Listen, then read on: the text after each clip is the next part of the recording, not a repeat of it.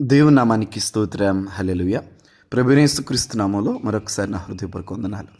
కొలస్సీలకు రాసిన పత్రిక 3వ అధ్యాయం 13వ వచనం. ఒకరినొకడు సహించుచు ఒకరినొకడు క్షమించుడి, ప్రభువు మిమ్మును క్షమించిన లాగున మీరును క్షమించుడి. చూడండి, ఇక్కడ దేవుని వాక్యాన్ని, ఇక్కడ అనేకమైన మాటలు ఉన్నాయి, కానీ ప్రత్యేకించి ఈ కొలస్సీ పత్రిక 3వ అధ్యాయంలో ఈ మాట పైన కొంచెం ఒకంత దృష్టి పడింది. ఎందుకంటే క్షమాపణ అనేది చాలా ఈజీ అయిన పనే, అదే సమయంలో చాలా కష్టమైన పని కూడా. ఎందుకంటే ఇది మనిషి అంతరంగానికి సంబంధించింది. బయటికి క్షమించామని చెప్పేసి లోపల క్షమించకుండా కూడా ఉండొచ్చు. సో అయితే దీనికి కొలమానం కొలిచేది ఎవరయ్యా అంటే మనిషి కాదు, దేవుడు. క్షమాపణ చాలా ఈజీ, క్షమాపణ చాలా కష్టం, రెండూ చెప్తున్నాను. ఎందుకంటే ఇది లేఖనాల్లో నుంచి మనం గమనించండి. క్షమించటానికి ఇప్పుడు మనిషి సాధారణంగా ఎప్పుడో చేసిన పనులను కూడా గుర్తుంచుకునే నైజం ఉంది మనిషికి. మరి అలాంటప్పుడు దేవుడేమనుకోవాలి? 103వ కీర్తన గురించి ఎంత చక్కగా రాయబడిందంటే, పడమటికి తూర్పు ఎంత ఎడమో మనకును మన పాపములకు అంత ఎడము కలుగజేసి ఉన్నాడని దేవుడి వాక్యం ఉంది.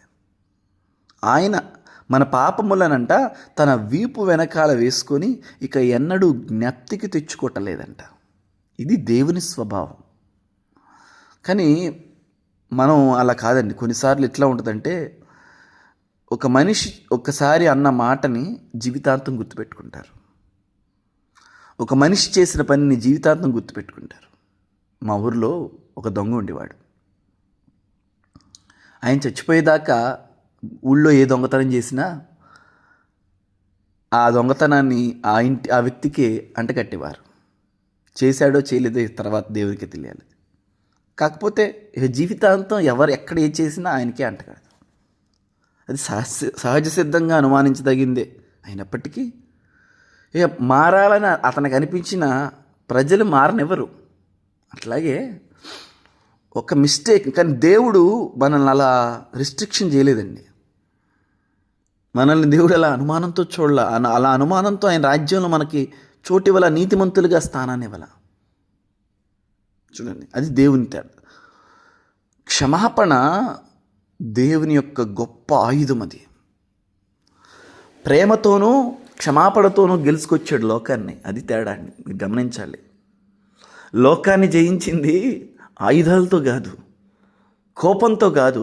దేవుడు లోకాన్ని జస్ట్ ప్రేమ క్షమాపణతో దేవుడు లోకాన్ని గెలుచుకొచ్చాడు. మనల్ని ఎలా గెలిచాడేంటి? మిమ్మల్ని ఎలా గెలిచాడు దేవుడు? కోప్పడా, భయపెట్టా, బెదిరించా? ప్రేమించి క్షమించి కదా.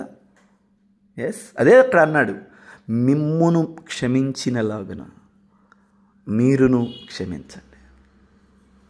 హల్లెలూయా, దేవునికి స్తోత్రం. దావీదు అంటాడు, అయ్యా నువ్వు నా రహస్య పాపాలను క్షమించు అన్నాను. దేవుడికే తెలుసు మనం ఏంటో.